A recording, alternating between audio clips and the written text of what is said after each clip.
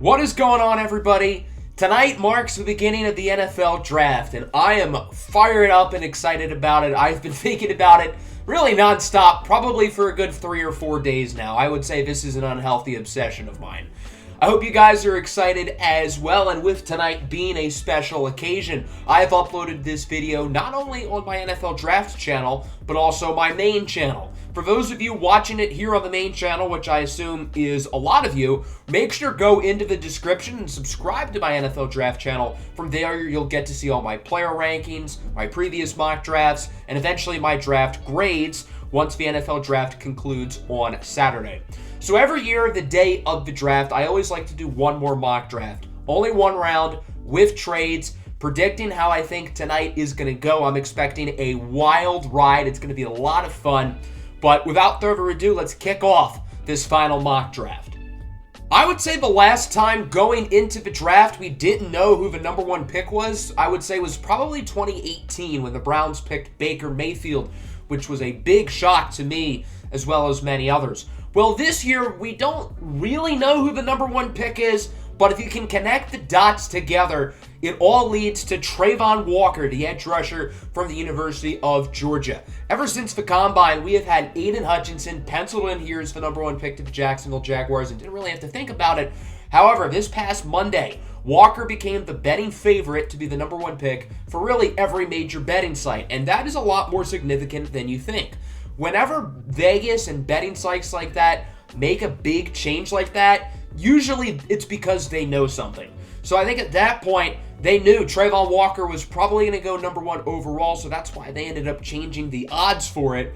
And I would be very surprised if it's not Walker who is the pick. He feels like a Trent Baalke type selection for right and wrong. Walker is, of course, a freak athlete who really does not have the production that some of these other highly touted pass rushers do, but he has the length, athleticism, and traits to be very good. Personally, I think this would be a mistake by the Jacksonville Jaguars. The four players who I think would be a good pick here are Thibodeaux, Hutchinson, Ekwonu, and Evan Neal. So leave it to the Jaguars to have four really good options and pass on every single one of them. That brings us to my favorite team, the Detroit Lions at 2. This feels like an easy Aiden Hutchinson landing spot, but not so fast. I have the Lions pulling a fast one on us and picking Kayvon Thibodeaux with Hutchinson still on the board. So for me personally, the two players who I would be happy with here are Thibodeaux and Hutchinson. I would be equally fine with either one of them. I think they're both extraordinary players, and I would be shocked if this pick is not one of those two. So I'm expecting to be a happy camper when it comes to this number 2 overall pick tonight. So everyone thinks Hutchinson makes the most sense, and for good reason. He's a fantastic player, played his college ball in Michigan. He feels like he fits the Dan Campbell culture. But my gut is telling me Kayvon Thibodeaux is the pick. While we're on the theme of betting sites, although Aiden Hutchinson is the favorite to be the second overall pick, it's not by a whole lot. Kayvon Thibodeaux is right on his tail. There was a report a couple of weeks ago that Dan Campbell is not a fan of Kayvon Thibodeaux, and it seems like that report was wrong, which doesn't really surprise me. I believe the character concerns of Thibodeaux are completely overblown. People talk about how he doesn't have a passion for football and wouldn't be a fit in a highly cultured locker room like Detroit's, but I don't think that's true at all. Kayvon Thibodeaux played last year with a hurt ankle for much of the season. Nobody talks about that with him. When you listen to Thibodeaux speak, he has an edge about him and sort of a swagger that I honestly kind of like. I feel like he's very confident in himself, but he doesn't go about it in an arrogant or a cocky way. So if you can have guys who have a little bit of an edge to their personality, and now Thibodeaux, who also has a chip on his shoulder with all of this negative energy from the media, I think him in Detroit would honestly be a fun landing spot, and I could really see this happening. I feel like every year there's one top pick that seems super obvious, and I always overthink it, and I end up getting it wrong, and that could very well be the case here with Detroit at number 2. Again, I think it could absolutely be Aiden Hutchinson, and I would be equally thrilled if it's Aiden Hutchinson, but I just got a gut feeling that it's going to be Thibodeau. But again, I wouldn't be surprised or upset at all with Aiden Hutchinson, who won't have to wait too much longer to hear his name called. He goes number 3 to the Texans. I can't see Hutch dropping any lower than here at the 3rd spot. The Jaguars made a mistake by passing on him. The Lions, you could argue, made a mistake passing on him, but I think Thibodeau and Hutchinson have pretty much identical grades for me. But Hutchinson is certainly a high culture guy, and Houston needs guys who are going to buy in. And I think Hutchinson would buy in here with the Houston Texans. Hutchinson helped kind of turn around the Michigan football program. Not that they were necessarily bad, but he was a leader and really helped them establish a winning culture. And Houston needs guys who can really set the foundation as leaders for their future. And obviously on the field, Hutchinson is an extraordinarily great player, and the value here would be very solid. The Jets at 4. This is a fascinating pick. There have been a number of names linked to this selection. It could be a pass rusher. If Thibodeau is here, it could be him. Jermaine Johnson's been floated around here. This could be an offensive lineman. They could go crazy and go wide receiver. But I've been getting Ahmad Sauce Gardner, the cornerback out of Cincinnati. I think this is where Sauce's range really starts. He could go 3, but I would expect Sauce to go to one of the New York teams, either the Jets or the Giants, in this 4 to 7 range. Sauce Gardner is an awesome prospect. He checks all the boxes. He has the length you look for, ball skills, coverage, athleticism, size. He gives it all. There are no question marks with his game, so I think this would be a really solid pick here for the Jets.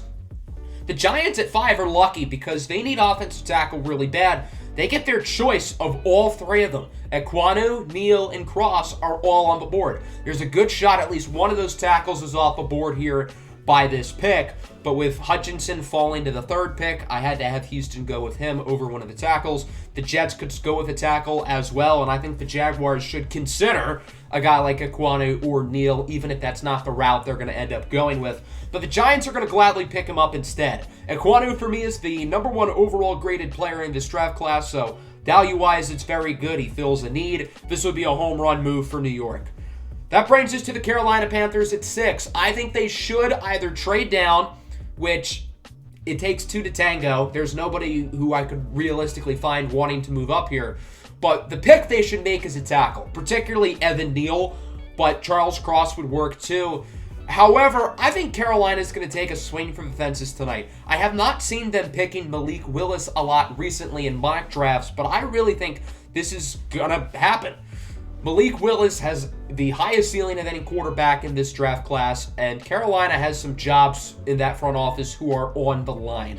I don't think they want to go for a single up the middle with Kenny Pickett, and to be honest, Kenny Pickett is not worth the 6th overall pick. That would be a horrible decision by the Panthers, but I don't think picking Malik Willis here is a whole lot better of a choice. Willis is super raw, and I feel like he would be destined to fail with Carolina, with guys like Matt Rule, whose jobs are in major jeopardy, and the Panthers roster as it stands is not built to protect a rookie quarterback. Malik Willis played in front of an awful offensive line at Liberty. He would be going to an awful offensive line here with the Carolina Panthers. So for Willis' sake, I really hope this does not happen. I think Carolina would set him up to fail, but I could really see this being how it plays out. The New York Giants at 7 goes Derek Stingley, cornerback out of LSU. There's been some buzz that Stingley could go 3rd overall to the Houston Texans. There was also a rumor that the Texans would look to trade back into the top 10 with their other first-round pick, presumably for Derek Stingley. That's not going to happen because he is off the board here at 7 to the Giants. There was a point in time where it seemed like Stingley could fall towards the middle of the first round, say a month or 2 ago. Yeah, that's gone. Stingley's going to the top 10. And I think the Giants could certainly look to add another corner. Stingley has a really high ceiling. We saw that as a true freshman in 2019 with LSU, where he looked like one of the best defensive players in the country. There's a shot he's the first corner off the board over Sauce Gardner. I'd still be a little bit surprised by that, but if that rumor of Houston really liking him is true, you never know. So here at pick 8, we have our first trade of the day. It's not necessarily a team moving far up to this spot. It's actually the New York Jets who have picked 10. They're going to move up 2 spots here with the Atlanta Falcons. The Jets will get pick 8 and pick 43. Atlanta's pick in the 2nd round, while the Falcons get pick 10, pick 35, the highest of the Jets' 2 second-rounders, and 117 in the 4th. So kind of a weird trade here. But if you remember, the first trade last year was a team moving up only 2 spots when the Eagles went from 12 to 10 to jump the Giants to get Devontae Smith. Here I had the Jets picking Jameson Williams, wide receiver from Alabama. It's not necessarily that the Seahawks would pick him at 9 because I don't think that's what would happen. But there are a lot of teams who may be interested in moving up in this range. I know the Eagles have been heavily linked to Jameson Williams. Maybe Washington, maybe Minnesota, although that one would be kind of unlikely. Maybe the Chargers make a big move, although, again, they don't have a second-round pick, so kind of unlikely. But I think there's a shot somebody could move into this range to get Jameson Williams, and I think he's the wide receiver here who makes the most sense for the New York Jets, somebody who can blow the top off of the defense. The Jets have a number of reliable, steady receivers like Elijah Moore, Braxton Berrios, Corey Davis, but I think they need that true game-breaking threat, and that's what Jameson Williams can bring to the table. So if this is how the first round turns out for the Jets, getting Sauce Gardner and Jameson Williams, this would be a really nice haul for them. I think this would be a win for the Jets. The Seattle Seahawks pick here is going to be very interesting because the Seahawks have a history in the first round of picking guys who you wouldn't really expect, and usually it doesn't work out. Their previous first-round pick a couple years ago, Jordan Brooks, has kind of been an exception. He's been a solid enough player. But with Evan Neal on the board, I think even the Seahawks are smart enough to recognize that he is the pick here. There was a rumor that some of Neal's medical stuff didn't come back as hoped. The source of that rumor, I believe, was Walter Football. So I'm going to assume because of that, this rumor is not true. But who knows? You never do know if some of these rumors that come out during draft week, a lot of them end up being smoke, a lot of them end up being fire. I think this one is smoke. I don't think it's true. Neal is not dropping to 9 here because of his medicals. He's dropping to 9 because this is just how the board ended up playing out. Seattle certainly does not complain, however, but who really knows what the Seahawks are going to do? I saw them linked to Desmond Ridder today. Imagine if they picked him in the top 10. That would be a big old yikes. The Falcons at 10 go Kyle Hamilton, safety out of Notre Dame. Hamilton would have been the pick at 8. So Atlanta moves down 2 spots. They trade up in the second round. They add a 4th rounder, and they pick the same player they would have gotten anyway. The Falcons roster is so bad that they could go with a number of different players. So I think this is one of the more fascinating selections in this draft because Atlanta could go so many different directions. However, I think they're really going to focus on their defense. Their defense was horrible last year, and Kyle Hamilton is arguably the best player on the board.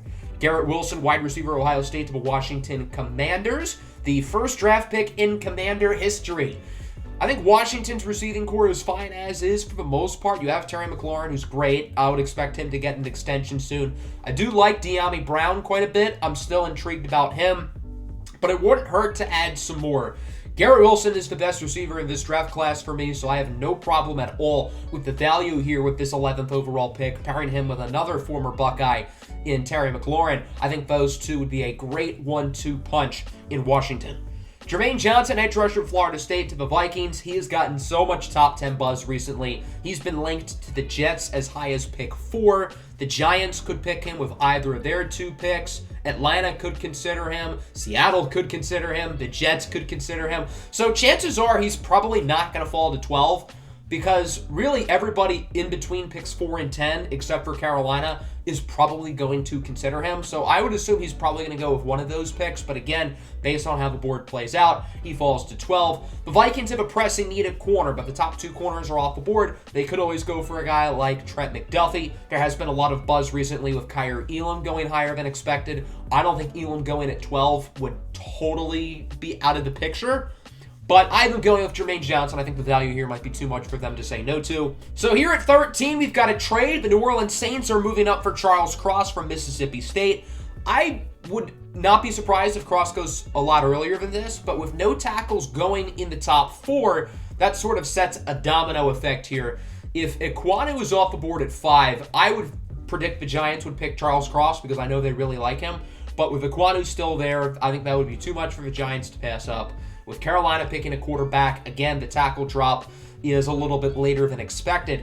But the Saints are not complaining about this. They lost Teron Armstead. They need a new left tackle. They're going to go up and get him. So the Saints have picks 16 and 19. They're going to send 19 to the Texans, along with pick 49 in the second round and 120 in the fourth round. New Orleans obviously gets this pick here at 13, along with 107 in round 4 and 205 in round 6. So the Saints move up. They get an elite offensive tackle prospect, and they keep their 16th overall pick.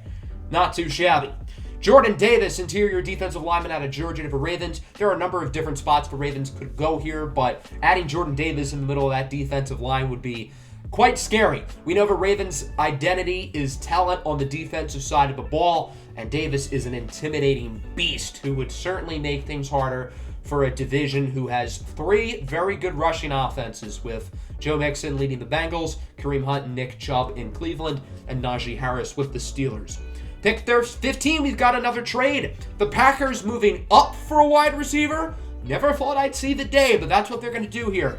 Green Bay gets pick 15, 83, and 154 from the Philadelphia Eagles, who acquire pick 22. That's Green Bay's first of their 2 first-round selections, along with pick 53 in the second and 92 in the third. So the Eagles moved down 7 spots. They added 2. They swapped 3s and give up a 5. So Drake London is the pick here to the Green Bay Packers, somebody who has an unbelievably high ceiling, super big-bodied receiver, great with the ball in his hands. Now, there are some questions with London's game, obviously coming off the ankle injury. Is he going to be able to separate well at the next level? I don't think Drake London's a top 15 pick personally, but we know Green Bay likes these big-bodied receivers who have huge catch radiuses, so I think Drake London would be a fit, and I think they would really like him. Chris Olave to New Orleans here at 16. This makes too much sense. The Saints need starting receivers pretty badly, and they need a guy like Chris Olave there. All they really got is Michael Thomas, who's played 7 games in the last 2 years. That's not a whole lot, but with or without Michael Thomas, they could use sort of a route technician who just gets open and is just smooth. And that's exactly what Chris Olave brings to the table. He'd be able to contribute at a very high level his rookie year. The Los Angeles Chargers here at 17 get Trevor Penning, the tackle from Northern Iowa. I've been pretty outspoken that I would not use a first-round pick on Trevor Penning. I just don't see a first-rounder with him. I think he has the upside to be very good, but he's got a ton of work to do. But I think the NFL is going to value those traits too much. The Chargers need to tackle pretty badly. If any of the top 4 projected tackles in this class fall, I would expect that to be the pick. And with guys like Neal and Cross going later than expected, that sets up Trevor Penning to fall here to 17, and it works out for the Chargers. So the Eagles, of course, have 2 first-rounders in this range. I gave them Kaiir Elam at 18 and Arnold Ebiketie at 22. I feel like Eagles fans are not going to like this scenario, but you're getting 2 very good football players. You're getting a second-round pick from the Packers. So I don't think this would be a bad scenario for Philadelphia at all. There are rumors of them wanting to move up. I know they've been linked with Jameson Williams, but with the Jets trading up to get him, that kind of stopped them in their tracks. There have been rumors about them wanting to move down as well, and with no clear pick at 15, that's why I had them trade down. So we start with Kaiir Elam here at 18. Again, there's been a lot of buzz of him going earlier than expected. I'm pretty sure this is the earliest I've ever had him go in a mock draft, and I don't know if I've ever seen him go earlier from somebody else. Elam is a high upside corner who has a shot to be very good, and I feel like the Eagles are going to want to take a swing for the fences with one of these 2 first-round picks, and I think Elam has the chance to be a stud. Devin Lloyd, linebacker of Utah to the Texans. They got this pick in the trade down from New Orleans, who moved up to get Charles Cross. In my last few mock drafts, I have had the Saints getting Devin Lloyd. Not the Saints, the Texans getting Devin Lloyd. I'm dumb. I feel like it just makes too much sense. They need linebacker pretty badly, and kind of like Aiden Hutchinson, this is somebody who will be able to set the foundation for your culture. High character guy. I think Devin Lloyd would make a lot of sense for the Texans. I think he's one of the 10 best football players in this draft class. So I think this would be a home run first round for Houston. You get Hutchinson, you get Lloyd, and you get an additional second round pick. When's the last time the Texans have been this smart? Trent McDuffie, cornerback out of Washington, the Steelers. This very well could be a quarterback landing spot. I think the Steelers are going to really be aggressive and try to move up for Malik Willis tonight. They have been really liking him since the Senior Bowl. It's not a very well-kept secret that Pittsburgh really likes him. And I think there's a good shot the Steelers do move up for him if Carolina doesn't have their fingers so far stuck up into their rear end that they feel like they have to take him. I would love to see Malik Willis with the Steelers. I feel like that would be a way better situation for Willis, and I feel like that would be a great move for Pittsburgh. But with that option off the table, they could go QB here. This could be Ritter. This could be Pickett. Could be one of the other quarterbacks as a surprise. But I don't think they feel like they have to pick a QB. Mitchell Trubisky's fine for the next year or 2. He's a capable starter. He's just not a very good one. So I have him going with Trent McDuffie. I feel like corner is a bigger need for the Steelers than people realize at the moment. I feel like McDuffie kind of fits the mold of corners they like, and the value here at 20 would be outstanding. So I think this would be a good pick for the Steelers if they are unable to move up and get Malik Willis. Zion Johnson, guard from Boston College, to the Patriots at 21. They lost Shaq Matonson. They need a replacement. Boom. Here's your replacement. Really not a whole lot to talk about that pick other than it just makes sense. Arnold Ebiketie, here to Philadelphia at 22. This is the pick they got from Green Bay. Ebiketie's good. He's real good, and it's like he's stuck in the state of Pennsylvania. He played his whole college career in Temple, in Philadelphia, so he's already acclimated with the area. Transferred to Penn State this past season. He was really good. He's an older prospect, but I think he's one of the more polished prospects. I think he has a really high floor, and he's going to be a good player for a while. Howie Roseman loves talented players on his offensive and defensive lines. So I think this pick could make a lot of sense, and I don't think this will be a bad first round for the Eagles at all. Here at pick 23, we've got another trade. There was no obvious selection here to the Arizona Cardinals, so I have them moving back with the Kansas City Chiefs, who have 2 first-round picks and a load of day 3 selections, so they're going to make a splash. The Chiefs are getting 23, obviously, along with a 2023 6th-rounder. The Cardinals get pick 29 from Kansas City, 2 4th-rounders this year, 103, 135, and a 4th next year via the Dolphins. I know that doesn't look like the greatest value in the world for Arizona, but they don't have a ton of early day 3 picks, so now that they're getting 2 in the 4th round, I think they would like that. The player the Chiefs are trading up for is George Pickens, the wide receiver out of the University of Georgia. I'm very high on Pickens. I have him as my wide receiver 3. I am terrified about the thought of him being drafted to the Green Bay Packers tonight because I think that is a very realistic possibility. But with them trading for Drake London, that kind of puts Pickens out of the question for them. I think him on the Chiefs would make a lot of sense. I think Pickens in that offense would be a total stud, and I think this would be a great move for the Chiefs, who still have another first rounder at 30 overall. The Dallas Cowboys at 24 get Logan Hall, defensive lineman from Houston. He can play in the middle of your defensive line. He can play on the edge. He's a little bit of a tweener, but he's also versatile in that sense. There's been some real first-round buzz with Logan Hall, and I am buying it. I could really see him going into the first round. Maybe not this high, but who knows? The Dallas Cowboys could use some more talent in their front 7. Logan Hall, of course, played his college ball in the state of Texas with the Houston Cougars, so I think this could actually happen. Now on to the final 8 picks of the day. We start with Buffalo at 25. They get Andrew Booth, the corner out of Clemson. This very well could be where we see the first running back off the board, particularly Breece Hall out of Iowa State. I think he's the only running back worthy of going into the first round. He's been the name linked to the Bills. So this could be Breece Hall. I think the fit in that offense will be really fun, so I kind of want to see that happen, to be honest. But Buffalo does need a corner quite a bit, and Andrew Booth here would be very solid value. He's one of the best playmaking corners in this class. There are some small questions about his game, particularly with the sports hernia surgery that he's just got in the past month or so. But Buffalo needs corner. He's the best corner on the board. It makes sense. All right, maybe the most controversial pick of the draft is Desmond Ridder, quarterback Cincinnati to the Titans. Ridder is the 2nd quarterback off the board ahead of Corral, Howell, even Kenny Pickett. So I've had this as my Titans pick, I think 3 mock drafts in a row. I really see this happening. I think there's obviously a good shot it doesn't. I know this is bold, but I think the rationale behind it makes sense. Ryan Tannehill's a good quarterback, but we saw in the playoff game last year against the Bengals, he's not going to win you anything.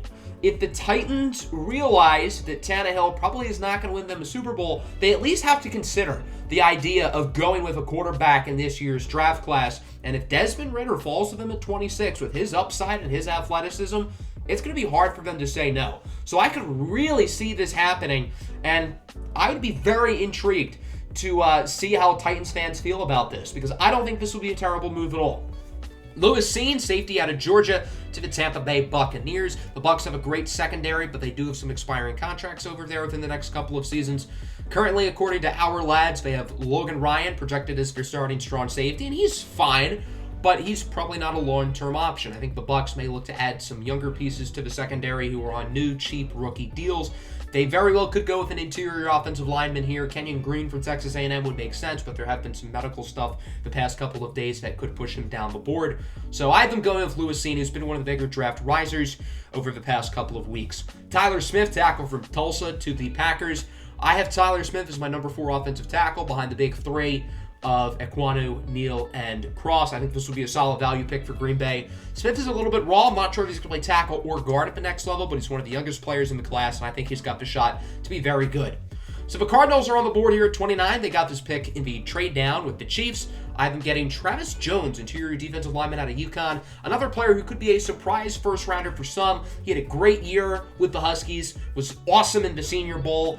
And I think the Cardinals could use some bodies in the middle of that defensive line. I think they realized that 23 was probably a little bit too rich to go out and get Travis Jones, so why not stockpile on some day 3 picks, which they need quite a bit. I think this would be a good scenario for the Cardinals. The team they made that trade with, the Kansas City Chiefs, are back on the board here at 30, and they go with Dax Hill, defensive back out of Michigan.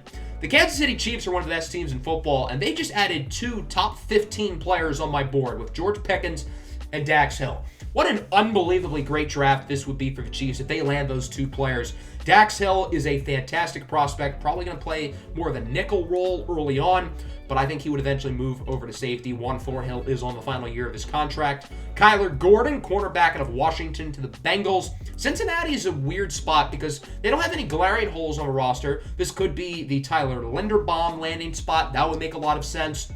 But I think they're going to be intrigued by the upside that Kyler Gordon brings to the table here at corner.